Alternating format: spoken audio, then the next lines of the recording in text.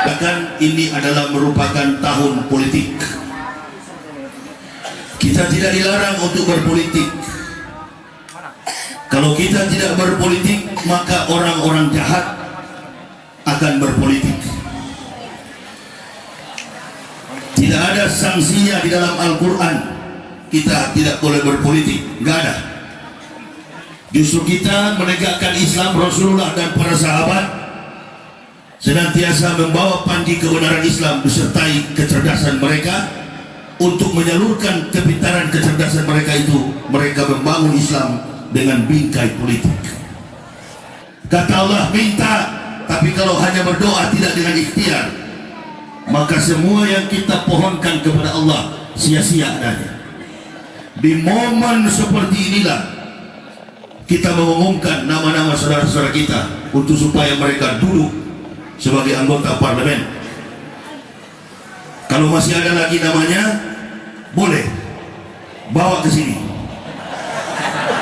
Partai Keadilan Sejahtera, Partai Demokrat, Partai Gerindra, bawa ke sini.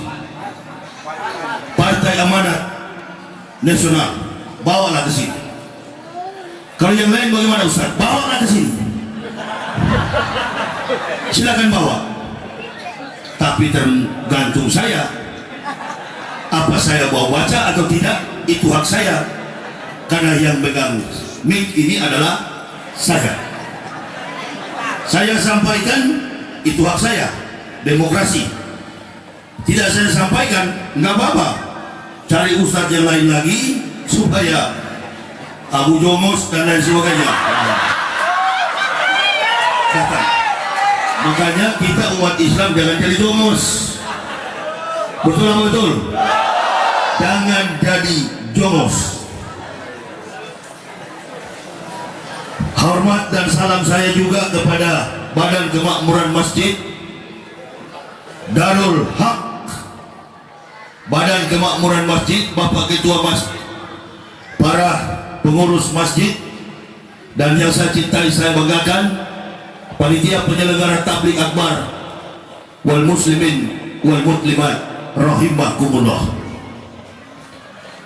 Pertama-tama, marilah kita memanjatkan puja dan puji syukur atas segala limpahan nikmat dan ridha dari Allah Subhanahu wa taala, sehingga kita bisa bertatap muka kembali dalam momentum yang kedua kalinya saya hadir di Kota Medan. Saya tadi malam baru pulang dari Kabupaten Aceh Barat Daya, Belampidi. Tadi jam 2 sore saya tiba, dan sampai hari ini saya masih lelah. Inilah komitmen saya dari awal. Ketika Allah Subhanahu wa taala memberikan kepada saya hidayah beserta istri dan 3 orang anak, hanya satu yang terucap dari mulut saya, yang menjadi rahasia antara saya pribadi dengan Allah Subhanahu wa taala. Saya tidak akan pernah berhenti, akan terus mendakwakan Islam sampai masuk ke dalam liang kubur. Selagi umur di kandung badan, akan saya persembahkan, wakafkan diri ini di jalan Allah. Ini sudah satu nasar di hadapan Allah. Kalau sudah bernasar, jangan coba-coba tidak ditepati. Banyak hamparan sejarah yang telah dibuat oleh Allah melalui para nabi. Salah satu contoh, Nabi Ibrahim alaihissalam. Ketika dia datang di Baitul Maqdis, dia berdoa kepada Allah, dan dia tidak berjanji, tapi dia bernasar di hadapan Allah. Ya Allah, apabila Engkau memberiku keturunan, maka aku akan memberikan keturunan itu sebagai kurban di hadapan. Ibrahim tidak pernah ingkar terhadap nazar yang dia buat. Nazar ini adalah salah satu janji yang paling kuat. Kita berkumpul pada hari ini ketika kita dilahirkan oleh ayah, oleh ibu kita, dari dalam rahim kandungan ibu kita, mereka sudah mendengarkan seruan azan. Bahkan dari dalam kandungan yang namanya manusia itu, mereka adalah fitrah. Kalau fitrah berarti sudah Islam. Apapun agama mereka, apapun suku bangsa mereka, apapun latar belakang mereka, setiap manusia yang mengandung anak di dalam rahim ibunya adalah fitrah. Jadi kalau ada orang kafir dia masuk Islam, dia bukan pindah agama, dia kembali kepada fitrah. Alastu bi rabbikum qalu bala syahidna. Ada perjanjian, ada agreement, deal to deal antara rahim di dalam perut ibunya dengan Allah. Lalu turunlah ayat, wa ma khalaqtul jinna wal insa illa liya'budun. Tidaklah Allah menciptakan jin dan manusia kecuali sujud menyembah kepada Allah. Ada yang datang menyembah kepada Allah, ada manusia yang tidak mau menyembah. Yang menyembah kepada Allah, yang sholat sujud kepada Allah adalah orang-orang yang beriman. Siapa mereka itu? Orang-orang Islam. Yang tidak sujud menyembah kepada Allah adalah orang-orang kafir. Hanya ada dua tipe manusia di dunia ini, mukmin dan kafir. Jangan Ustaz harus sebut non muslim. Non muslim nanti disebut di kantor. Ini bukan di kantor. Nggak ada di Al-Quran. Ada qori yang mengaji, ya ayyuhan non muslim. Kalau ada qori begitu dan saya yang mendengar, saya langsung jawab, iya munafik.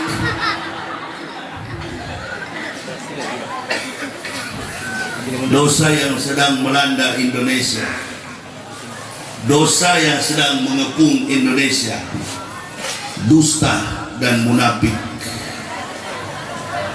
Bencana di mana-mana, musibah di mana-mana, ketimpangan ekonomi bukan karena soal kebijakan, tetapi dosa, dusta dan munafik. Allah sudah memberikan kepada kita masing-masing kompetensi, kemampuan, akal sehat. Dari dalam rahim ibunya Allah sudah tentukan ini akan jadi sarjana, ini akan jadi pejabat, ini akan jadi pedagang, ini akan jadi petani, ini akan jadi pemimpin di masa datang. Allah sudah tentukan. Saya juga sebelum masuk Islam Allah sudah tentukan. Tanggal 11 Oktober tahun 2006 saya dan keluarga akan beragama Islam. Allah sudah menentukan. Tidak ada saya bercita-cita akan masuk Islam.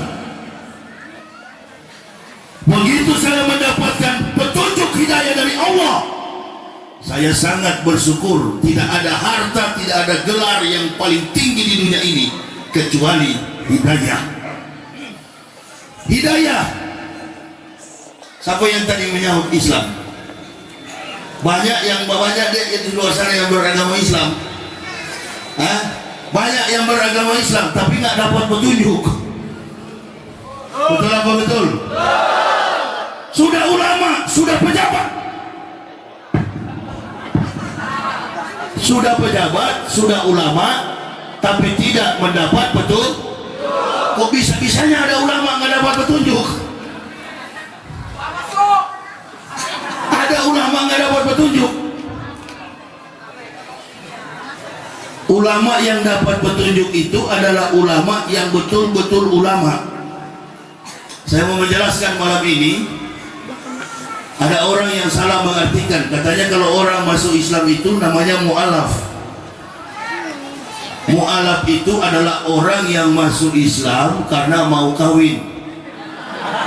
Itu mu'alaf. Hari Senin dia bersahadat, hari Selasa dia kabur lagi. Itu mu'alaf. Tapi kalau orang yang masuk Islam atas hidayah, hadiah yang Allah berikan kepadanya, itu namanya muhtadin. may yahdillahu fahuwal muhtadin wa may yudlil faulaika humul khasirun. Yang keluar dari Islam namanya murtadin. Sudah biasa di Indonesia begitu. Ada yang dari Islam jadi kafir, ada yang dari kafir jadi Islam. Apa itu Islam? Islam itu apa? Islam itu adalah perbuatan. Islam itu adalah akhlak mulia. Islam itu adalah kesaksian suci. Kalau ada yang beragama Islam lalu akhlaknya rusak, orang akan ragu dengan Islam. Saya dan keluarga masuk Islam bukan karena melihat orang Islam. Jangan salah bapak-bapak, ibu-ibu. Kalau saya melihat orang agama Islam ini karena orang Islamnya, nggak mungkin saya jadi Islam. Apalagi di zaman di tahun-tahun politik begini, Allahu Akbar. Ada ulama yang ditawarkan, maukah bapak kira-kira jadi cawapres? Oh siap.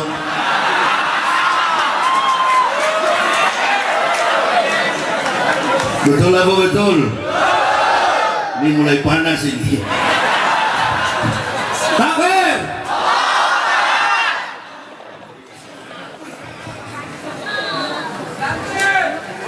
Kalau saya jadi Pak Maruf, saya nggak mau jadi cawapres.